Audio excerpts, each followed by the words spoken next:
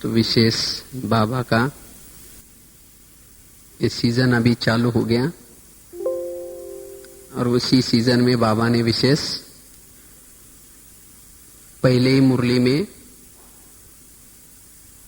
हमें मेहनत से मुक्त होने का होमवर्क दिया है और उसके लिए बाबा ने युक्तियां भी बताई। मेहनत से मुक्त होने के लिए क्या करो?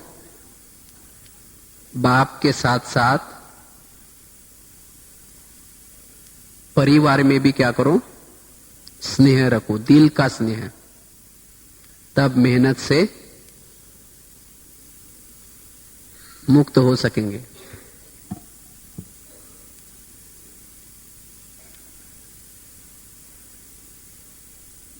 तो इसलिए बाबा ने कहा कि मेहनत से मुक्त होने के लिए जो वायदा किए हैं उस वायदे को क्या करो? बीच बीच में याद करो, अमृत वेला। क्योंकि अगर परिवार के साथ हमारा स्नेह नहीं है, आज जो पुरुषार्थ में जो मेहनत लग रही है, पुरुषार्थ में कोई और मेहनत नहीं है। जो भी कुछ ब्राह्मण परिवार के साथ जो कुछ बातें होती है, चाहे ब्राह्मण परिवार चाहे लौकिक दुनिया वालों के साथ, तो ये बातें हमारे योग में एकाग्रता लाने नहीं देती और यही बातें हमें मेहनत कराती है। इसीलिए अगर मेहनत से मुक्त होना है तो क्या करो? मेहनत से मुक्त होने के लिए सभी के साथ दिल का स्नेह,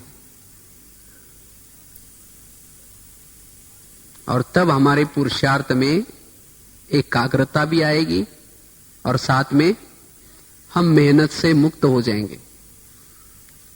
क्योंकि जो इस बातों के बारे में मेहनत करता है, इन बातों में मेहनत करता है, वो फिर मायाजीत नहीं बन सकता। हम अपने संस्कारों को परिवर्तन नहीं कर पाएंगे क्योंकि हमारे काफी सारी शक्तियां क्या होते हैं, इससे भी वेस्ट होते हैं। इसीलिए बाबा ने कहा ना, संस्कार परिवर्तन नहीं हो रहे। क्यों नहीं हो रहे? क्योंकि इससे में मेहनत चल रही। ये ऐसा क्यों करता है, इसने मेरे साथ ऐसा व्यवहार क्यों किया, ये ऐसा क्यों हो रहा है। तो इसीलिए इन बातों में हमें हल्के बनना है। माया योग में आते मतलब कोई राक्षस की शक्ति आकर के कोई आपको हिलाती नहीं है, हा? माया मतलब यही बातें, सारा दिन की हमारे व्यवहार की बातें क्या होते हैं, योग में आते हैं, वही याद आते हैं और इसीलिए हमें योग में मेहनत लगती है। इतना बाबा मिला है, परमधाम का ज्ञान मिला है, सब कुछ मिला है, लेकिन जो अतीन्द्रिय सुख मिलना चाहिए, जो सहज हमारी आत्माभिमानी स्थिति रहनी चाहिए, उसमें मेहनत क्यों लगते हैं? क्योंकि इन बातों में हम भारी होते हैं। तो इसीलिए अभी वर्तमान समय अनुसार हमारे पास समय बहुत कम है, तो कम समय में हम अपने विकर्मों को विनाश करना है। अगर इन बातों के युद्ध में चलेंगे, इन बातों को निकालने में चलेंगे, तो क्या हो जाएगा? हम समय पर संपन्न नहीं बन पाएंगे। संगम युग का अतीन्द्रिय सुख की अनुभूति नहीं कर पाएंगे। इसीलिए बाबा कहते हैं कि बच्चे ये अभी मेहनत कम करो। कभी बाबा हंसी से कहते हैं ना, कभी कुत्ता आता है तो कभी बिल्ली आते है तो कभी चूहा आता है। इसको निकालने की मेहनत नहीं करो, लेकिन इन बातों को क्या करो? इन बातों में हल्के रहो। तब हम मेहनत से मुक्त, और जो मेहनत से मुक्त है वही योग युक्त रह सकता है।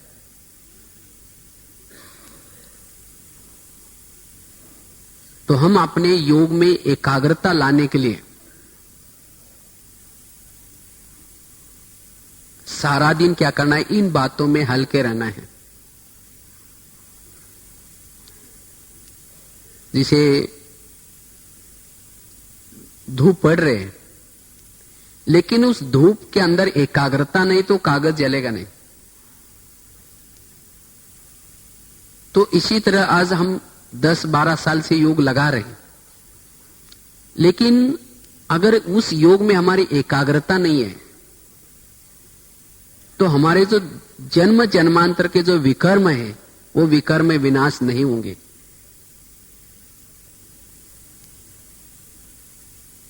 संस्कार परिवर्तन नहीं होंगे। तो इसलिए वर्तमान समय अनुसार जरूरी है एकाग्रता की। अगर आपकी एकाग्रता है तो सारा दिन आप मेहनत से मुक्त रह सकेंगे।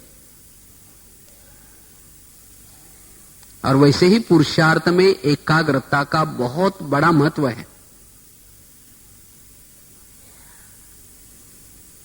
अगर जिसका पुरुषार्थ में जिसकी एकाग्रता नहीं है वो योग की सरल अनुभूति मेहनत से मुक्त नहीं बन पाएगा। इसलिए अगर हमें मेहनत से मुक्त बनना है तो एकाग्रता का अभ्यास। अगर आपको एकाग्रता के फायदे गिनाएंगे, बहुत सारे फायदे हैं एकाग्रता के। एकाग्रता से सोल कॉन्शियस की अवस्था रहेगी। जितनी आपकी एकाग्रता है, आपकी अंदर से आत्मा की ज्योति भ्रुकुटी में जलती हुई आप अनुभूति कर पाएंगे। एकाग्रता से चल रहे, कर्म कर रहे, लेकिन देखते हुए भी न देखने की आपकी अवस्था रहेगी। एकाग्रता से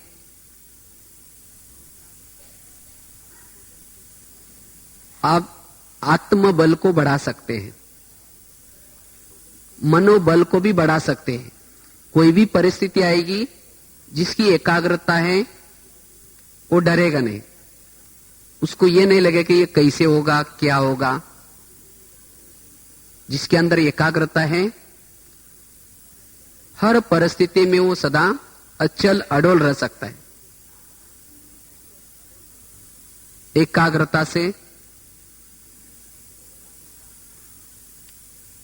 एवरेडी बन सकेंगे।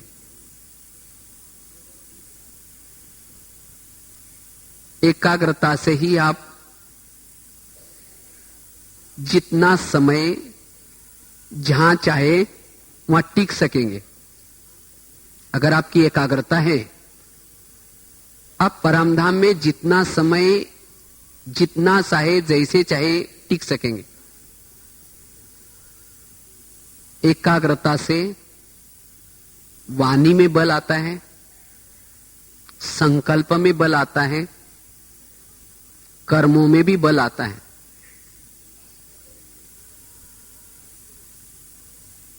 और अगर सारी दिन आपकी एकाग्रता है, आप सहज ही सारा दिन उड़ते हुए अनुभव करेंगे, मेहनत से मुक्त रहेंगे। इसलिए हमें सभी प्रकार की मेहनत से मुक्त होने के लिए एकाग्रता की मेहनत करनी है। किसी की बातों को, किसी की बातें अगर आपके दिल में लग रही है, या कोई विघ्न आ रहे हैं, कोई माया संस्कार के वश आ रहे हैं, इन सभी बातों की मेहनत से मुक्त होने के लिए बस और कुछ नहीं करो, एकाग्र रहो बस। और जो एकाग्रचित्त का अभ्यास करता है वो कर्मयोगी भी रह सकता है। नहीं तो कईयों को लगता है बस हमें तो योग करने के लिए टाइम ही नहीं मिलता है, हमारा योग लगता ही नहीं है। जिसकी एकाग्रता है वो चाहे रास्ते में चल रहे, कर्म कर रहे, उनको लग रहा है मेरा जीवन सफल हो रहा है, मेरा टाइम वेस्ट नहीं जा रहा है। इसलिए हमें एकाग्रचित्त रहना है। एकाग्रता का अभ्यास करने से वाइब्रेशन शुद्ध फैलते हैं, जिससे आपकी मनसा सेवा ऑटोमेटिकली चलती है।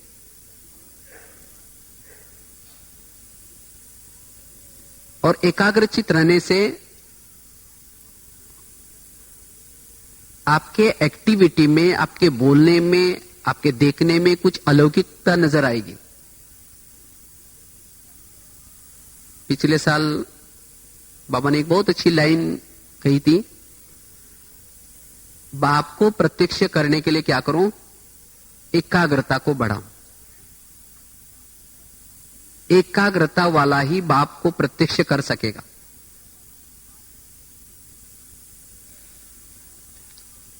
लेकिन ये हमारी एकाग्रता भंग क्यों होते हैं?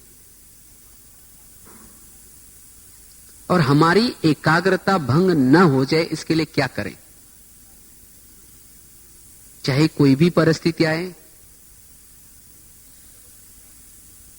चाहे कैसी भी बात आए, लेकिन हमारी एकाग्रता बनी रहे।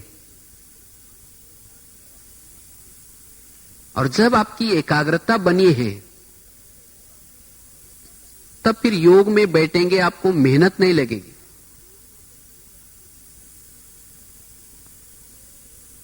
सहज आप योग युक्त बन सकते हैं। तो एकाग्रचित रहने के लिए सारा दिन सोमानों के अभ्यास करना है। जितना आप सोमानों में रहेंगे उतना एकाग्रता आती रहेगी। आज हमारी एकाग्रता क्यों भंग हो जाते हैं? सोमानों का अभ्यास कम करते हैं।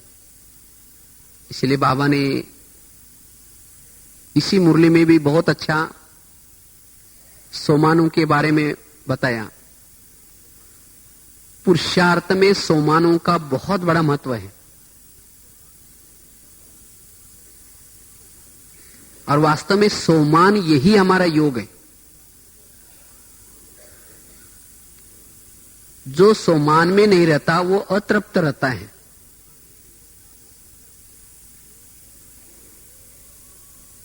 सोमान में नहीं, वो अतृप्त। और जब अतृप्त है तो उसकी एकाग्रता भंग हो गई। इसने मुझे पूछा ही नहीं, इसने मुझे मान दिया ही नहीं। जो सोमान में रहता है वो कभी नहीं सोचे कि मुझे किसने पूछा ही नहीं। जैसे अंगद जब रावण के दरबार में जाता है तो उसको बैठने के लिए स्थान नहीं मिलता। वो क्या करता है? अपने पूंछ को आसन बनाता है और रावण से भी ऊंचे सिंहासन पर बैठ जाता है। तो इसी तरह हमें भी कोई पूछे न पूछे, लेकिन आज हमें, क्योंकि हम भी रावण की दुनिया में रहते हैं, तो यहां अगर आपको कोई पूछता है नहीं पूछता है कोई बात नहीं। बाबा ने हमें कितनी लंबी सोमानों की पूछ दी है। जब उसके स्मृति में रहेंगे तो आपको कभी नहीं लगेगा मेरे को ये पूछते ही नहीं। इसलिए आज जो मेहनत लगती है, क्यों मेहनत लगती है? क्योंकि सोमानों में नहीं रहते। और सोमान में न रहने से हमारी एकाग्रता भंग हो जाते। और फिर शाम को जब योग में बैठेंगे, मेहनत करेंगे।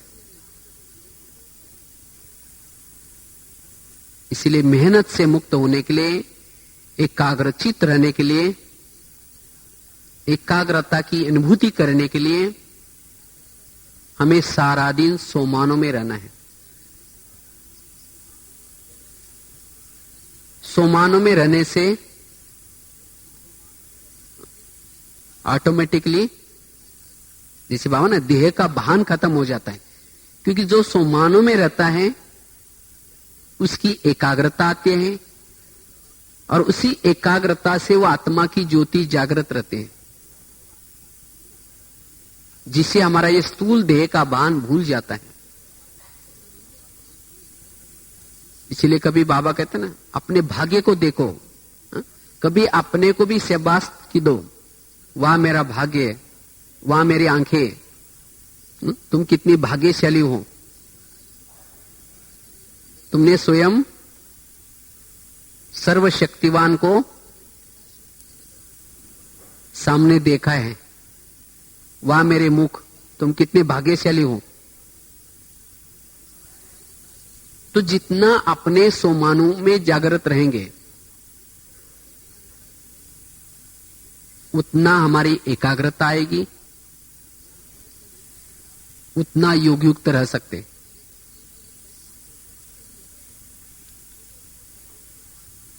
जो दूसरों को देखता है वो सोमानों में नहीं टिक सकता। कहते हैं एक माता जी थी, वो भगवान के पास जाती है और भगवान को बोलते हैं,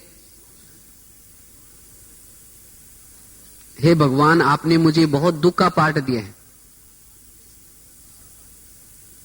तो भगवान बोलता है, ठीक है, तुम्हें ज्यादा दुख है ना, तुम अपने दुख की सभी बातें क्या करना, एक गठड़ी में चिटकी में लिख करके उसी चिटकी को क्या करना है, गठड़ी में डालना और गांव के बाहर जो एक पेड़ है वड़ का, वहां जाकर के टांग के आना। लेकिन वहां बहुत सारी गठड़ी और भी है, उसमें से तुम्हें जो भी पसंद है वो लेके आना। वो माता जी जाते हैं, बड़ी खुश हो गई, चलो अच्छा हो गया, मेरा दुख खत्म हो जाएगा। वो लेके जाकर के अपना टांग देती है। लेकिन जब दूसरे की गठड़ी लाने के लिए सोचते हैं तो उसको याद आता है, मेरे गठड़ी में तो मुझे मेरी सास तंग करती थी, यही मेरा दुख है। अगर मैं किसी औरों के लेके जाऊं तो क्या हो जाएगा, हो सकता है उसका पति शराबी होगा या उसका और कोई प्रॉब्लम होगा। इसीलिए सोचते हैं मेरा ही ठीक है, वापस क्या करते हैं, अपना ही लेके आते। तो हम कभी सोचते हैं ना, ये बहुत सुखी है, मैं दुखी हूं, लेकिन नहीं। और इसके कारण आज हमें जो मेहनत लग रहे हैं, दूसरों को देखते नहीं, हमारा अपना पार्ट बहुत अच्छा है। इसीलिए बाबा कभी कहते हैं ना, वाह बाबा, वाह ड्रामा और वाह ब्राह्मण परिवार। आप भी अच्छे, ये भी अच्छा, मैं भी अच्छा, सब कुछ अच्छा। वो उसको कभी भी मेहनत नहीं लगेगी और वो सदा ही एकाग्रचित रहेगी, सबके संस्कार देख करके, सबका स्वभाव देख करके एकाग्रचित। इसलिए अगर एकाग्रता का अभ्यास करना है, हमें अपने सोमानों को क्या करना है, बढ़ाना है। तब मेहनत से मुक्त हो सकेंगे। दूसरी बात है, जीवन में आने वाली हर घटना को पॉजिटिव में लेना है, सकारात्मक लेना है। जितना हर घटना को आप सकारात्मक लेंगे, पॉजिटिव लेंगे, उतना आपकी एकाग्रता बनी रहेगी, उतना योग में आप मेहनत से मुक्त हो रहेंगे। नहीं तो सारा दिन क्या होता है, जो भी बातें आते हैं, अगर उसको क्यों हुआ, कैसे हुआ, ऐसे कैसे हुआ, अगर ये क्यों में जाएंगे तो एकाग्रता भंग हो जाएगी। इसीलिए बाबा ने पिछले साल 31 दिसंबर की वाणी में बहुत अच्छी एक बात कही थी, इस वर्ष में क्या करना, क्यों और क्या को समाप्त करना। और ये क्यों और क्या, यही हमें मेहनत कराता है, यही हमारी एकाग्रता को भंग करता है। इसलिए सारा दिन जिन्होंने ये कला अपनाई है, हर बात को पॉजिटिव, और वैसे ही इस सदी के अनुसार कहा जाता है 18वीं सदी थी तर्क की, और 19वीं प्रगति की रही, और 20 और 21 की जो सदी चल रही वो तनाव की सदी, हर बात में तनाव।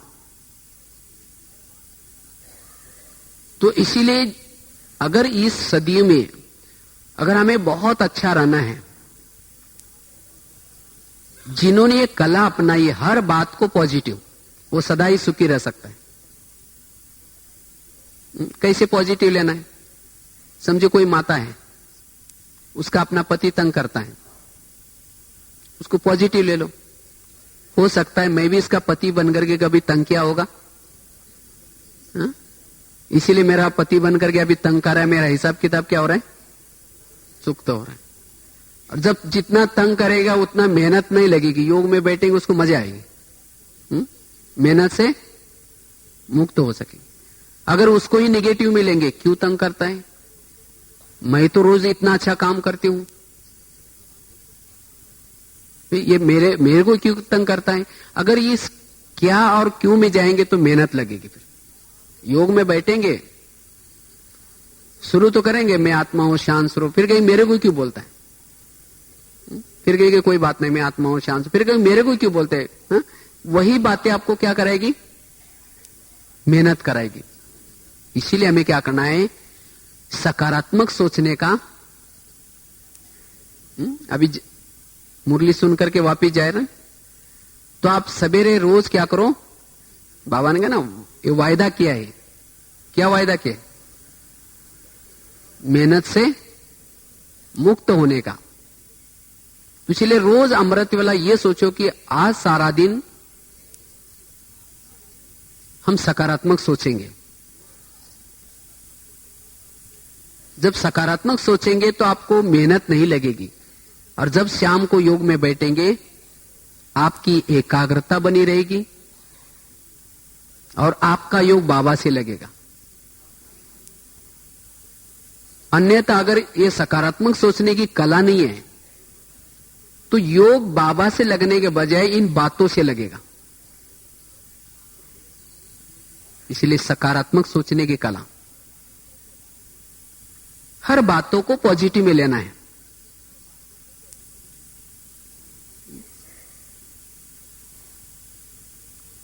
कई सोचते हैं ना, हम इसको इतना, हम इनके ऊपर इतना उपकार करते हैं,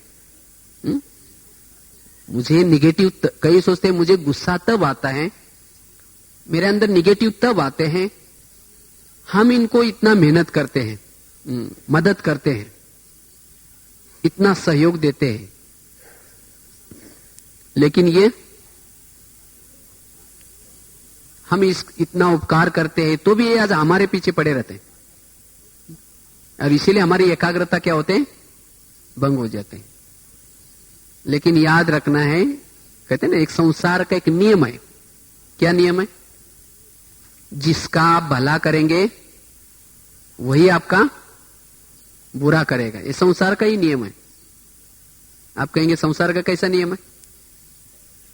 देखो, जिस बाबा ने हमारा संगम युग में आकर के भला किया ना, हर कल्प करता है, संगम युग में आता है और क्या करता है?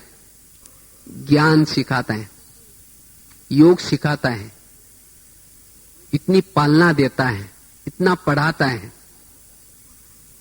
इतने उपकार करता है, और इसका मतलब हम अपने संस्कारों को परिवर्तन करते हैं और फिर क्या जाते हैं? सतयुग में जाते हैं। लेकिन सतयुग में उस बाबा को क्या करते हैं हम? भूल जाते हैं। इतना ही नहीं, लेकिन द्वापर युग जब आता है, द्वापर युग, उस समय क्या करते हैं? उसी बाबा को गाली देना शुरू करते हैं। क्या बोलते हैं? भगवान तुम कुत्ते में, बिल्ली में, टिक्कर में, पित्तर में। लेकिन बाबा ने सुना नहीं होगा इसको, हाँ? सब सुना, लेकिन बाबा को लगा इस दुनिया में न्याय नहीं है। जिस बच्चों का मैंने भला किया, जिस बच्चों के ऊपर मैंने उपकार किया, आज यही बच्चे मेरे ऊपर अपकार कर रहे, मुझे गालियां दे रहे। सोचा बाबा ने। बाबा ने परमधाम में सब ये गालियां सुन रहे थे, लेकिन शांति से बैठा रहा 2500 वर्ष तक, एक दिन नहीं। और उसके बाद जब हम गाली देना कम करते, बंद करते हैं, परमधाम से आता है, जिन्होंने गाली दी उसको गले लगाता है, उसको ही वरदान देता है, उसके ऊपर ही उपकार करता है। इसीलिए बाबा को क्या कहा है? शांति का सागर, अपकारी पर उपकार करने वाला, दया का सागर। तो जब बाबा के साथ ऐसा हुआ, तो क्या हमारे साथ नहीं होगा? इसीलिए कहा यह संसार का एक नियम है, जिसके ऊपर उपकार किया जाता है वही अपकार करता है। बाबा केवल एक ज्ञान सुनाता नहीं है। बाबा कहते हैं फॉलो फादर। गीता में एक बहुत अच्छे महावाक्य आता है।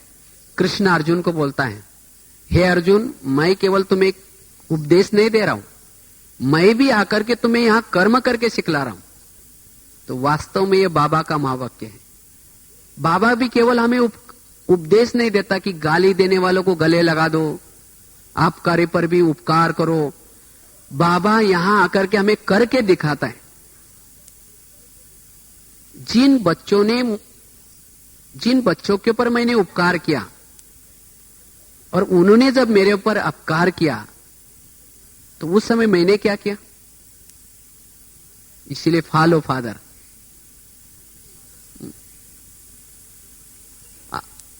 आज हमें तो एक दो गाली देता हूंगा या एक दो तंग करता हूंगा, लेकिन बाबा को कितने लोगों ने गाली दी?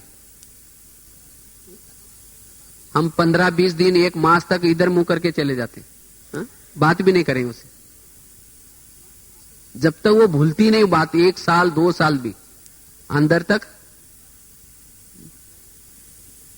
और कैसी मेहनत नहीं लगी। तो इसीलिए हमें क्या करना है? निगेटिव बातों को पॉजिटिव में चेंज करना है। जो भी आपको गाली दे रहा है, वही व्यक्ति दोपहर में आएगा और आपके मूर्ति के ऊपर रोज गुलाब का फूल चढ़ा देगा। अभी गाली के फूल चढ़ाता है, लेकिन बाद में अभी इंसल्ट के चढ़ाएगा, अपमान के चढ़ाएगा, गाली के चढ़ा देगा। और वही व्यक्ति आकर के दोपहर में रोज गुलाब का फूल चढ़ा देगा। तो भगत चाहिए कि नहीं चाहिए? हाँ? तो इसीलिए कोई भी अपमान करता है, निंदा करता है, तो आप क्या करो? निगेटिव बातों को पॉजिटिव में ले लो। बाबा को, बाबा आज आपने एक बहुत अच्छा भगत भेजा था, उसने बहुत अच्छा फूल, सुगंधित फूल लाए थे आज। जितनी अच्छी गाली, अच्छा इंसल्ट, उतना फिर दोपहर में फूल भी बहुत अच्छा आएगा। और जब आपका ऐसी बातें सुनेंगे और शाम को योग में बैठेंगे, मेहनत लगेगी। जिन्होंने निगेटिव रूप में उस बातों को लिया, वो बैठ तो जाएगा, लेकिन उसके बाद परेशान हो जाएंगे। वो गाली देने वाला तो खुशी से गया, लेकिन हम परेशान होंगे। क्यों बोला? लाल लाइट चल रहा है, गीत बज रहा है, सामने ट्रांसलेट है, शुरू करेंगे मैं आत्मा हूं, शांत स्वरूप, फिर कहेंगे मेरे उन्होंने क्यों बोला, मेरे को क्यों ऐसे बोलता है। इसको कहते बाबा मेहनत। यही मेहनत है। बाबा से बातें करने के बजाय योग किससे लगेगा? इन बातों से। और जब हमारा योग इन बातों से लगा, फिर अतीन्द्रिय सुख नहीं मिला, तो फिर दुनिया की बातें आपको अपने तरफ खींचेगी, संस्कार अपने तरफ खींचेंगे। फिर बाबा का बनने के बाद भी मेहनत लग रहे। इसीलिए बाबा कहते हैं कि क्या करो, मेहनत से मुक्त होने के लिए, योग में एकाग्र होने के लिए सारा दिन नेगेटिव बातों को क्या बना दो, पॉजिटिव बनाओ। तब सारा दिन मेहनत से मुक्त रहेगी, सारा दिन बुद्धि बाबा की तरफ जाएगी। नहीं तो आज हमारा दिमाग जो भारी होता है, अंतर्मुक्ता भंग हो जाते हैं, झरमुई झरमुई जो बातें चलती है पॉजिटिव न सोचने से। क्योंकि परमधाम में उड़ने के लिए बल चाहिए, शक्ति चाहिए, और ये शक्ति जितना पॉजिटिव सोचेंगे, कम सोचेंगे, उतना वो शक्ति आएगी। इसीलिए दुनिया में भी एक कहावत बने ना, जिसका पाँव गरम, पेट नरम, दिमाग ठंडा, उस घर में कोई डॉक्टर है उसको मार दो डंडा। वहां डॉक्टर आने की कोई जरूरत नहीं। लेकिन आजकल उल्टा हो गया। क्या हो गया? पाँव ठंडा रहता है और दिमाग गरम रहता है। किन बातों से गरम रहता है? इन्हीं बातों से गरम। इसीलिए अगर हम मेहनत मुक्त होना चाहते हैं, अगर हम योग में एकाग्रचित होना चाहते हैं, तो रोज हमें क्या करना है? सकारात्मक सोचने का यह प्लान बनाना है। आज ये सोचो कि आज मुझे सकारात्मक सोचना है। आज की परिस्थिति जो भी आएगी, मुझे आगे बढ़ाने के लिए आएगी, पीछे खींचने के लिए नहीं आएगी। अगर कोई गाली भी देता है, उसमें भी आपका कल्याण है।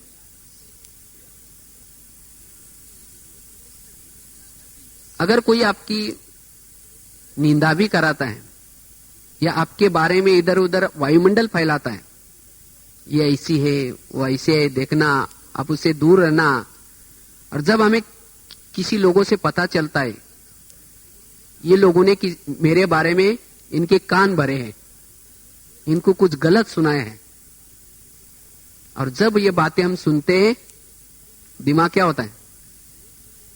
गर्म होना शुरू हो जाता है, भारी होना शुरू हो जाता है। फिर मुरली के पॉइंट मुरली में रह गए। हमारा चिंतन, मैंने तो ऐसा किया ही नहीं, आखिर मेरा क्यों ऐसा बोला? मैं जाकर के उसको सिद्ध करके बताऊंगी।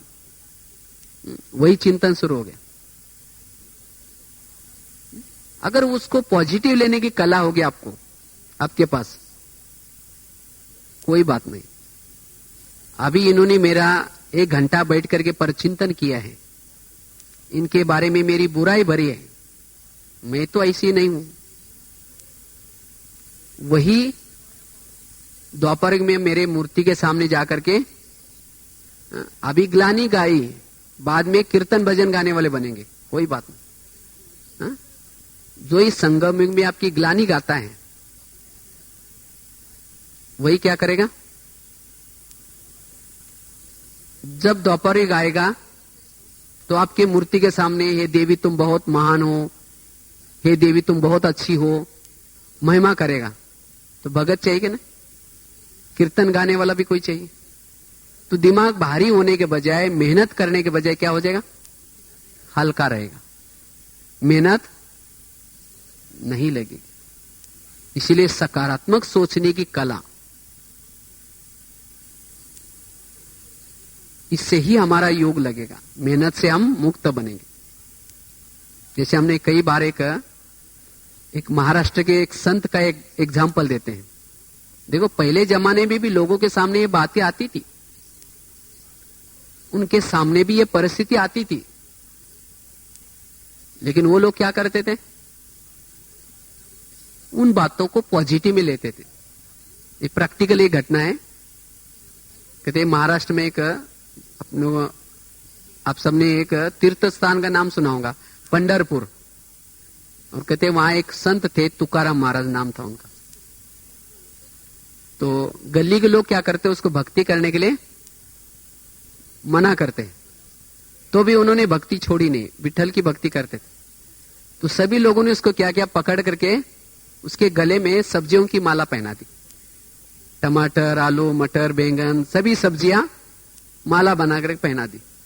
फिर उनका क्या क्या मुंडन किया, बाल उतार दिए, उसके ऊपर हल्दी का लेप लगा दिया, उसके ऊपर क्या क्या मुंह काला कर दिया, और एक गधे पर उनको उल्टा मुंह करके बिठा दिया। इतना भी नहीं छोड़ा, उसको गली गली में घर घर के सामने लेके जाकर के बेइज्जती की। इतना भी नहीं छोड़ा, फिर घर के सामने लाया जहां उनकी पत्नी बैठी थी, और पत्नी को अंदर से बुला करके कहा, इनको हमने बहुत समझाया भक्ति छोड़ो, लेकिन नहीं छोड़ा, इसीलिए ऐसा किया इनको। जब उसकी पत्नी देखते मेरे पति को ऐसा किया, तो गाली देना शुरू करते। जब गाली देते, तुकाराम महाराज बोलते, बेचारे को गाली क्यों दे रहे, ये लोगों ने अपने लिए 8 दिन के लिए सब्जी ला कर दी है, और गले में माला पहनाई थी ना।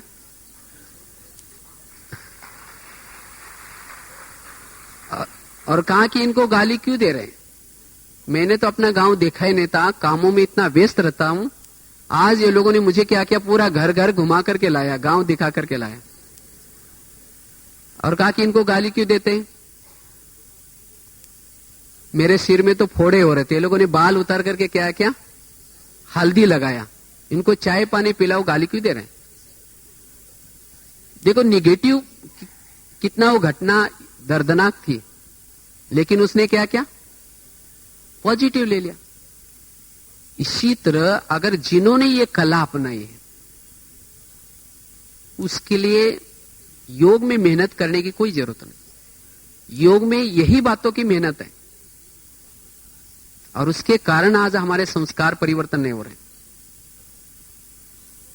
इसलिए अगर हम मेहनत मुक्त बनना चाहते हैं, योग में बाबा से ही योग लगाना चाहते हैं, इसलिए सकारात्मक सोच जरूर है। क्योंकि जितना आप बड़े बनेंगे, जितना जीवन में आगे बनेंगे जाएंगे, बातें आएंगी। कई लोगों को सोचता है मेरे सामने ये बातें आते हैं और सब ठीक है, अच्छे हैं।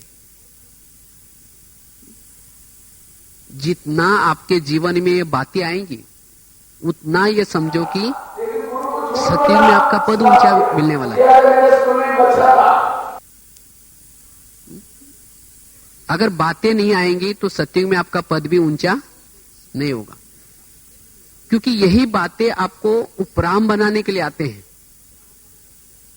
अगर वो माताजी का पति तंग नहीं करता, उसका योग किसे लगता फिर? वो कहती मेरा पति बहुत अच्छा है, कभी तंग नहीं करता है, उसका योग सूक्ष्म में किसे लगेगा? अपने पति से लगेगा। जितना वो तंग करेगा, विघ्न डालेगा, उसको क्या याद आएगा? बाबा याद है। इसलिए बाबा कहते हैं ना, जो बांधिए माता है उनका योग मेरे से ज्यादा होता है। क्यों? क्योंकि उनको ये बातें क्या करते, उपराम बनाते। इसलिए जितना भी ये बातें आएंगी, उतना हमें सकारात्मक सोचना है, जिसे हर परिस्थिति में हम अचल अडल रह। अगर कोई बच्चा कहेगा मम्मी मुझे टीचर बहुत मारता है, मुझे परीक्षा बहुत पेपर कठिन आ रहे, तो मम्मी कहेंगे कोई बात नहीं बेटा, छोड़ दो। अगर परीक्षा ही नहीं देंगे, नौकरी लगेगी? जितना वो बच्चा परीक्षा ज्यादा देता है, उसको नौकरी भी अच्छी लगेगी। तो इसी तरह जीवन में आने वाली जितनी ये बातें आएंगी, उतना आपका भविष्य उज्जवल है। इसलिए मेहनत से मुक्त होने के लिए, एकाग्रचित रहने के लिए क्या करना है? सकारात्मक सोचना है। और भी एकाग्रचित रहने के लिए, ये मेहनत से मुक्त होने के लिए, विघ्नों में हल्का करने के लिए बहुत अच्छी और एक आपको बात सुनाते। जिसे बड़ा बनाते ना, तो बड़ा बड़ा कब बनता है? कब बनता है? जब वो सहन करता है। हमें एक तरफ तो पद पाने के लिए क्या बोलते हैं, क्या बनना है हमें, लक्ष्मी नारायण बनना है। और जब कोई विघ्न और परिस्थिति की बातें आते हैं उस समय फिर सोचते रहते ये बातें क्यों आ रहे हैं। बातें आएंगी। महान बनने के लिए पेपर्स है। आज जितने लोग महान बन के गए कैसे बने, उन्होंने जीवन में क्या किया, सहन किया। जब सहन किया तब वो महान बने। इसी तरह हमें क्या करना पड़ेगा, अगर महान बनना है इन बातों के बारे में पॉजिटिव लेना होगा, सहन करना होगा, तब आप महान बन सकते। तब आपकी योग में एकाग्रता आ सकती है। जैसे वो बड़े की बात सुना रहे थे ना, जैसे बड़ा बड़ा कब बनता है, देखो उसको रात को क्या करते हैं, हाँ? रात को उड़द की दाल को पानी में भिगोते, सवेरे उसको क्या करते हैं, मिक्सी में पीसते। तो पीसते समय क्या किया उसने, सहन किया। फिर आटे को एक प्लेट में लेकर के फेंटते रहते हैं। कब तक फेंटते हैं, उसको ग्लास लेंगे और थोड़ा पानी के अंदर आटा डालेंगे। अगर आटा डूब जाता है उसका वड़ा ठीक नहीं बनेगा, और उसको फेंटेंगे, पानी के ऊपर आने तक उसको फेंटते हैं। उसके बाद गरम गरम तेल के अंदर उस वड़े को डालेंगे। तो क्या क्या सहन किया, पीसा तो भी सहन किया, फेंटा तो भी सहन किया, गरम तेल को भी क्या किया, सहन किया।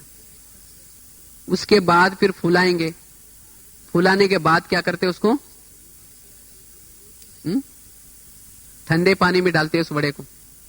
फिर बाद में निकाल करके दोनों हाथों से क्या करते हैं, दबा देते। तो दबाते समय भी क्या किया, सहन किया। फिर उसके बाद क्या करेंगे, प्लेट में रखेंगे, फिर इमली की चटनी डालेंगे, फिर दही डालेंगे, जीरा पाउडर डालेंगे, लाल मिर्ची डालेंगे, हरा धनिया डालेंगे, तब जाकर के क्या बना, बड़ा बना। फिर खाने वालों को लगेगा वाह मजा आ गई खाने में, हा? लेकिन उसको मजा तब आई जब बेचारा इतना सहन किया।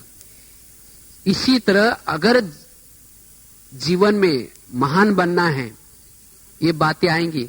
बड़े बनना है, सबको बनना है बड़े, तो फिर मेहनत क्या बात की, मेहनत किस बात की। अगर बड़े बनना है तो मेहनत नहीं है, केवल उसको हल्के रूप में लेना है। कोई पीसते भी रहेंगे, कई पीसते भी रहेंगे, कोई फेंटते भी रहेंगे। कब तक फेंटते रहेंगे, कई सोचते रहे मुझे कब तक ये बातें आती रहेंगी, मैं 1 साल हो गया। कोई फुलाएंगे, अभी पहले तो फुलाएंगे, महिमा भी करेंगे, वही लोग फिर दबाना भी शुरू करेंगे। भारी होने की क्या जरूरत है, आपको क्या बनने जा रहे हैं, आप बड़ा बनने जा रहे हैं, तो भारी होने की जरूरत नहीं। हाँ? लेकिन फुलाते तो मजे आते हैं, लेकिन बाद में जब दबाना शुरू करते तो फिर रोना शुरू करेंगे, बाबा ये क्या हो रहा है। हाँ? लेकिन ये दबाना नहीं, ये भी बड़े बनने की क्या है, प्रक्रिया है। कोई भी विघ्नों के पीछे, या कोई अगर आपका अपमान करता है, इंसल्ट करता है, या कोई विघ्न डाल रहा है, उसके पीछे भी कुछ ना कुछ राज है। तो इसलिए उसी समय भी क्या करना है, खुशी में रहना है, तब मेहनत से मुक्त हो सके। अगर दबाते समय भी सहन किया, फिर नमक लगाना शुरू करेंगे, मिर्ची।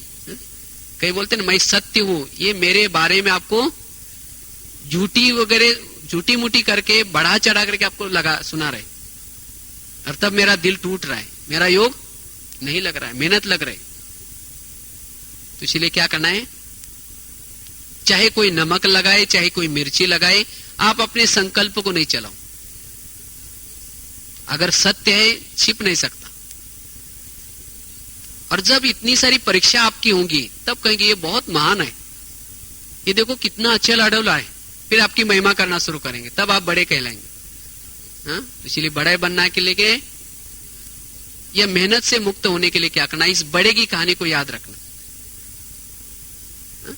जीवन में अगर कोई भी ऐसी घटना आई, कोई भी बात आई, तो आज समझो कि आज अच्छी तरह फेंटा, आज अच्छी तरह नमक मिर्ची लगाया, लेकिन उस बातों में हल्के रहो, तो आपको पुरुषार्थ में मेहनत नहीं लगेगी। तो इसलिए हमें योग की अगर अनुभूति करनी है, और यही बातें आज एकाग्रता को भंग कर रहे। जब योग में बैठते हैं तो सारा दिन आपके संपर्क में जो भी लोग आते हैं, जो आपके साथ व्यवहार करते हैं, वही बातें याद आती। इसलिए फिर कहते पुरुषार्थ में मेहनत लग रहे। इसलिए इन बातों में क्या करना है, हल्के रहना है। हर नेगेटिव बातों को पॉजिटिव में लेना है। तब हमारी आत्मा की जो संकल्प शक्ति है वो बच जाएगी और एकाग्रता बनी रहेगी। एकाग्रता से सोल कॉन्शियस रहते हैं। तो पहली बात बताई, कौन सी बताई? मेहनत से मुक्त होने के लिए और एकाग्रता के लिए सोमानों के अभ्यास। दूसरी बात बताई, सकारात्मक सोच। हर बातों में क्या करेंगे? सकारात्मक सोचेंगे, पॉजिटिव सोचेंगे। तीसरी बात है, अगर मेहनत मुक्त बनना है या योग में एकाग्रता का अभ्यास करना है,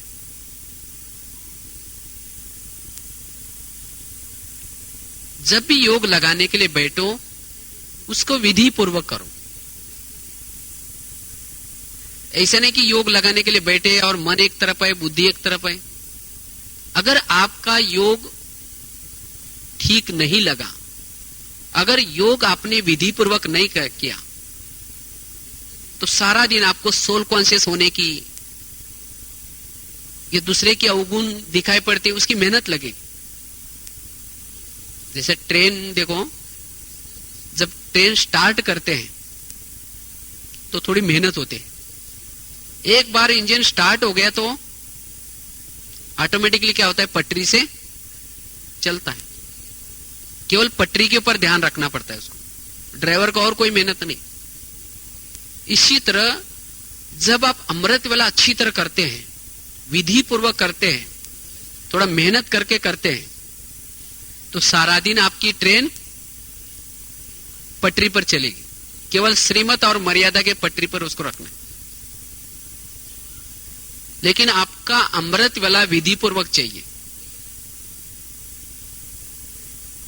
जो अमृत वाला अच्छी तरह विधि पूर्वक करते हैं, उसकी आत्मा की ज्योति जागृत होती है। जिसकी आत्मा की ज्योति जागृत है, उसको चाहे कोई अपमान करे, चाहे कोई निंदा करे, चाहे कोई भी बातें आई, वो अचल अडोल रह सकता है। चाहे कोई संस्कारों की, चाहे कोई वायुमंडल की बातें आई, उसमें भी वो सेफ रहेगा, अगर सोल कॉन्शियस अवस्था है तो। और बार बार परमधाम को देखने की, ये दूसरों को आत्मा देखने की मेहनत करने की जरूरत नहीं, उसकी एकाग्रता बनी रहेगी। जो अमृत वाला विधि पूर्वक करता है, जिसकी आत्मा की ज्योति जागृत है, उसको दूसरे की भी आत्मा ही नजर आएगी, किसी के भी अवगुण नजर नहीं आएंगे। इसलिए हमें क्या करना है, अमृत वाला थोड़ा सा ध्यान रखना है और विधि से योग करना है। कई बोलते नहीं, मेरी आत्मिक स्थिति रहती नहीं सारा दिन। क्यों नहीं रहती? अगर आपकी आत्मिक स्थिति सारा दिन नेचुरल नहीं रहती है, सारा दिन आपको आत्मा आत्मा समझने की मेहनत करनी पड़ती है, इसका मतलब आपका अमृत वाला योग ठीक नहीं हुआ है। इसलिए हम अमृत वाला क्या करना है, थोड़ा सा विधि से योग करना है। जैसे देखो, कोई भी बैटरी को चार्ज करते हैं तो कैसे करते हैं? बैटरी को चार्ज कैसे करते हैं? बैटरी को ला करके प्लग के पास रख दिया 5-6 घंटे, 5-6 घंटा या रात भर रख दिया, प्लग के पास रख दिया, तो क्या बैटरी चार्ज हो जाएगी? प्लग के पास रखने से बैटरी चार्ज नहीं होगी। उस बैटरी को प्लग के पास रखने के साथ साथ उसकी नेगेटिव और पॉजिटिव की तारों को क्या करना पड़ता है, प्लग के अंदर डालना पड़ता है। जब वो प्लग के अंदर तारे नेगेटिव और पॉजिटिव डालेंगे तो वो बिजली का करंट क्या होता है, बैटरी में आएगा और बैटरी क्या हो जाएगी, चार्ज हो जाएगी। इसी तरह मुझे आत्मा अभिमानी बनना है, या मेरी आत्मा की बैटरी को चार्ज करना है, शक्तिशाली बनाना है, तो क्या करना है? हाँ, उठ करके बाबा के कमरे में आकर के बैठ गए या क्लास हॉल में आकर के बैठ गए, उतना ही नहीं चलेगा। लेकिन आकर के बैठने के साथ साथ, क्योंकि क्लास हॉल या